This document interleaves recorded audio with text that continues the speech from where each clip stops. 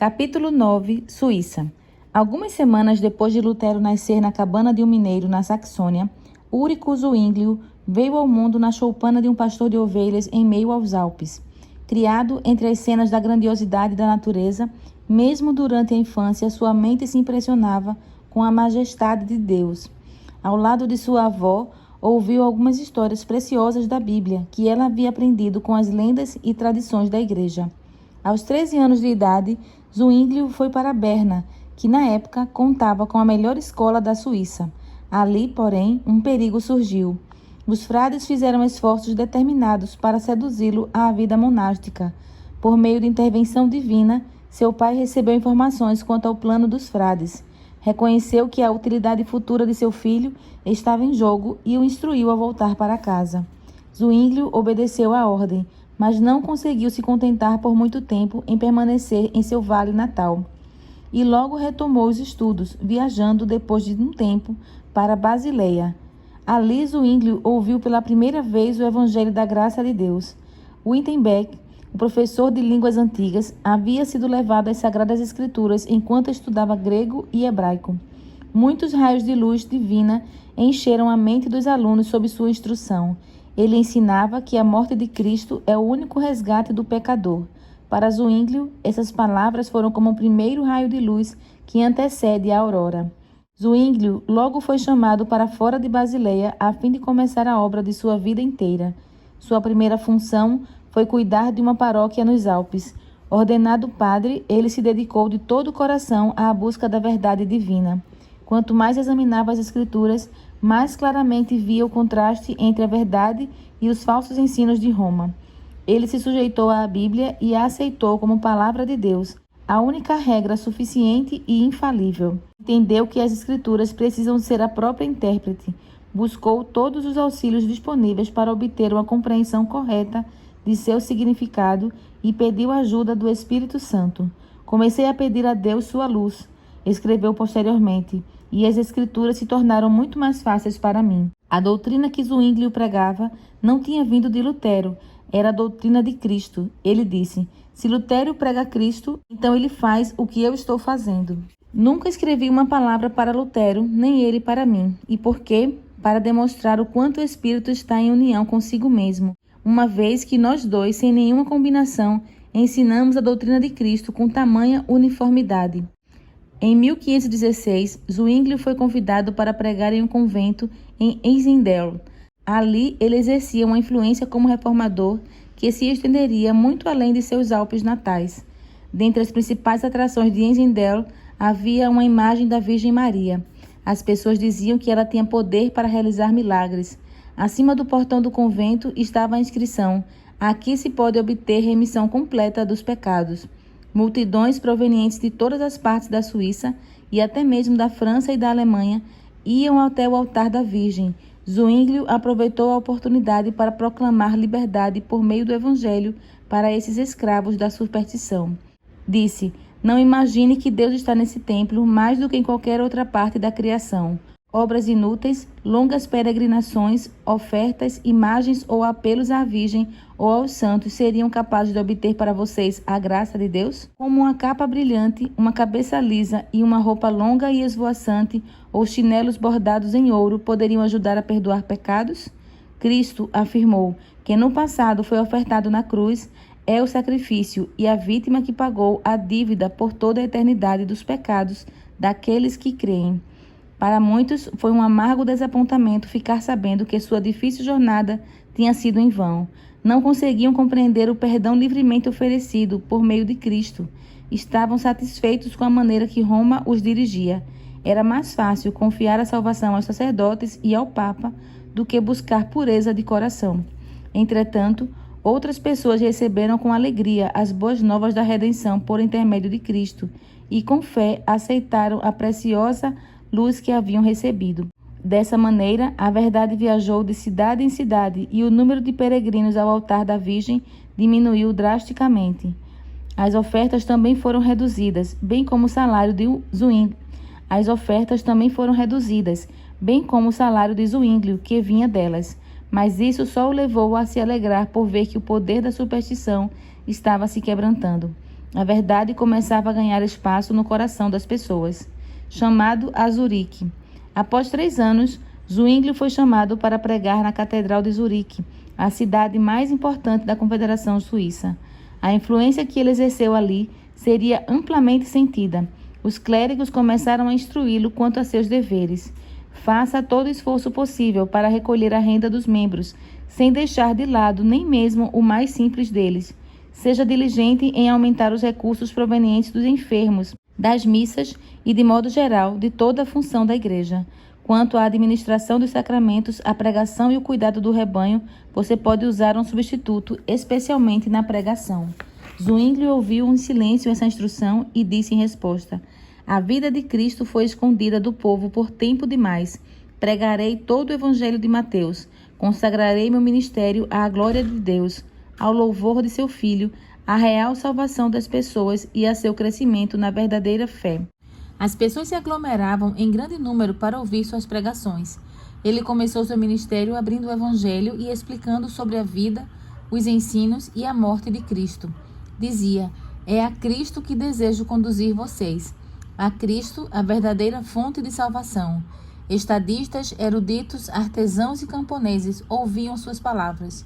Sem temor, ele repreendia os males e as corrupções dos tempos. Muitos voltavam da catedral louvando a Deus. Comentavam: este homem é pregador da verdade. Ele será nosso Moisés para nos tirar dessas trevas do Egito. Depois de um tempo, surgiu oposição. Os monges o incomodavam com perguntas e o tratavam com desdém. Outros recorriam a insultos e ameaças, mas Zwinglio suportava tudo com paciência. Quando Deus está se preparando para quebrar as cadeias da ignorância e da superstição, Satanás exerce seu maior poder para manter as pessoas na escuridão e prender suas cadeias com firmeza ainda maior. Roma trabalhava com energia renovada para colocar seu mercado em funcionamento por todo o mundo cristão, oferecendo perdão em troca de dinheiro. Cada pecado tinha seu preço e a igreja dava às pessoas livre licença para praticar crimes, se isso mantivesse cheios os tesouros da igreja. Assim, os 2 movimentos avançavam, Roma dando licença para o pecado e o transformando em sua fonte de renda, e os reformadores condenando o pecado e apontando para Cristo como sacrifício e libertador. Indulgências. Na Alemanha, o infame Tetzel administrava a venda de indulgências.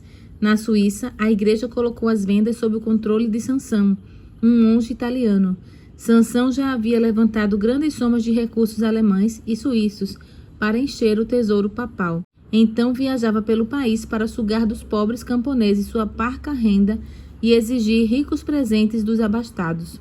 Quando chegou com suas mercadorias a uma cidade próxima a Eisenstein, Zwinglio imediatamente começou a se opor a ele. Zwinglio obteve tamanho êxito em expor as mentiras do frade que Sansão precisou ir embora e partir para outras cidades. Depois, Zwinglio pregou zelosamente contra aqueles que tentavam vender o perdão de Deus. Quando Sansão se aproximou do local, usou uma artimanha esperta para conseguir entrar, mas as pessoas o mandaram embora, sem a venda de nenhum perdão, e ele logo deixou a Suíça. A praga, ou peste negra, assolou toda a Suíça no ano de 1519. Muitos reconheceram como era inútil e sem valor o perdão que haviam comprado. Ansiavam por um fundamento mais sólido para sua fé. Em Zurique, Zwinglio contraiu a doença e circulou por muitos lugares o boato de que ele estava morto. Naquela hora terrível, ele olhou com fé para a cruz do Calvário, confiando no sacrifício todo suficiente para remir os pecados.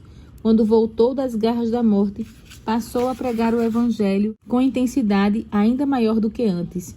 O povo em si tinha acabado de cuidar de enfermos e moribundos, e isso os levou a valorizar o evangelho como nunca antes. Zwinglio havia chegado a uma compreensão mais clara das verdades do evangelho e tinha experimentado de forma mais completa seu poder renovador da própria vida. Cristo, dizia ele, comprou para nós a redenção eterna. Seu sofrimento é um sacrifício eterno e tem poder eterno para curar. Satisfez a justiça divina para sempre, para todos que confiam nele, com fé firme e inabalável. Onde quer que haja fé em Deus, existe também o zelo, instando e levando as pessoas à prática de boas obras. Passo a passo, a reforma ganhou aceitação em Zurique. Alarmados, os inimigos do movimento se levantaram para fazer oposição aberta. Lançaram repetidos ataques a Zwinglio, tentando silenciar aquele que ensinava heresias. O bispo de Constança enviou 3 delegados ao concílio de Zurique, acusando Zwinglio de colocar em risco a paz e a ordem da sociedade. Se a autoridade da igreja fosse colocada de lado, insistia, o resultado seria anarquia absoluta. O concílio se recusou a agir contra Zwinglio e Roma preparou um novo ataque. O reformador exclamou: "Deixe que venham. Eu os temo, assim como os despenhadeiros rochosos temem as ondas que bramam a seus pés." Os esforços dos oficiais da igreja só ajudaram a causa que eles tentavam derrubar. A verdade continuou a se espalhar. Na Alemanha, seus seguidores, desanimados pelo desaparecimento de Lutero, se animaram mais uma vez quando viram o progresso do evangelho na Suíça. À medida que a reforma se estabelecia em Zurique, seus frutos passaram a ser vistos de forma mais plena na redução do crime e na promoção da ordem. Debate. Quando eles viram o pouco êxito que a perseguição havia obtido em acabar com a obra de Lutero, os representantes de Roma decidiram que fariam um debate com Zwinglio. Eles garantiriam a vitória ao escolher não só o local do combate, mas também os juízes que decidiriam entre os dois lados. E se conseguissem colocar Zwinglio sob seu poder, dariam um jeito de não deixá-lo escapar. Essa intenção, porém, foi cuidadosamente escondida. O debate foi marcado para ser realizado em Baden, mas o concílio de Zurique, suspeitando dos planos dos representantes de Roma e alertados pelas fogueiras acesas nos cantões papais para queimar aqueles que aceitavam o evangelho, proibiram seu pastor de se aventurar em uma situação tão perigosa. Ir a Baden, onde o sangue dos mártires pela verdade havia acabado de ser derramado, era o mesmo que ir ao encontro da morte certa. Oecolampade e Haller foram escolhidos para representar os reformadores, ao passo que o célebre Dr. Eck, apoiado por muitos teólogos e oficiais da igreja, defenderia Roma. O lado romano escolheu todos os secretários e ninguém mais tinha permissão de fazer anotações sob pena de morte. Ainda assim, um estudante que participou do debate fazia a cada noite um registro dos argumentos apresentados naquele dia. 2 outros alunos se encarregavam de levar os papéis para Zwinglio, em Zurique, com cartas diárias de Oecolampade, a fim de evitar serem apanhados pelos guardas nas portas das cidades. Esses mensageiros levavam cestos de galinha na cabeça e recebiam permissão para passar sem problemas. Miocônios conta que Zwinglio labutou mais com pensamentos profundos, noites insones e conselhos que transmitia para Baden do que o teria feito caso estivesse debatendo pessoalmente, cercado por inimigos. Os representantes de Roma chegaram a Baden usando roupas suntuosas e brilhando com suas joias. Comiam com luxo ao redor de mesas repletas de iguarias caras e dos melhores vinhos. Em contraste, os reformadores se alimentavam de comida simples e barata, que não os mantinha por muito tempo à mesa. O estalajadeiro de Oecolampade às vezes o espreitava em seu quarto. Como sempre, o encontrava estudando ou orando. Relatou que o herege era, pelo menos, muito piedoso. Na conferência, Eck subiu com arrogância a um púlpito de esplêndida decoração, ao passo que o humilde Oecolampade, pobremente vestido, foi forçado a se assentar em frente a seu adversário em um tamborete simples de madeira. A voz alta de Eck e sua certeza sem limites nunca o deixaram.